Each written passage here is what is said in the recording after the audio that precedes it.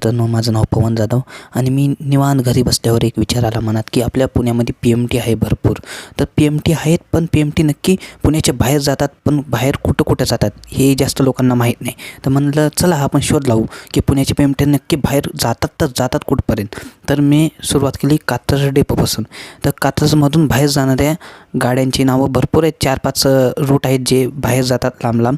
तर सुरुवात केली कात्रजच्या पहिली बसपासून. तर पहिली बस होती आर्वी गावापर्यंत जाणार आहे. तर आर्वी गाव कुठे आहे तर कोंढापूरच्या आसपास कुठं तर आर्वी गाव आहे हे मला पण माहीत नव्हतं. मग मी बसलो आणि निघालो आणि बघावं म्हटलं की आता नक्की आहे कुठं.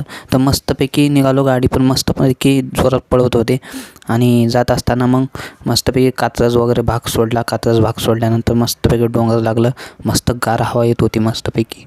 खूप छान वाटत होतं डोंगर बघून, कारण एक तर उन्हाळा एवढा कडक होता आणि वरून मग छान वातावरण झालेलं होतं. मस्तपैकी वातावरण बघितलं, मस्त हिरवंगार डोंगर वारं आणि वरून तो पुणेचा नजारा तर एक नंबर दिसत होता.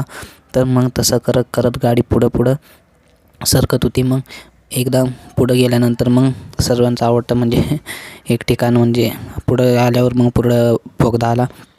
बोगदा आल्यानंतर बोगद्यातनं पण गाडी मस्तपैकी जोरात पळत होते. काय आतमध्ये तर फुल अंधार होता, पण जाऊ दे म्हणलं शूट कसं आलं नाही. मग पुढं हायवेने पुढं गाडी सरकत होती.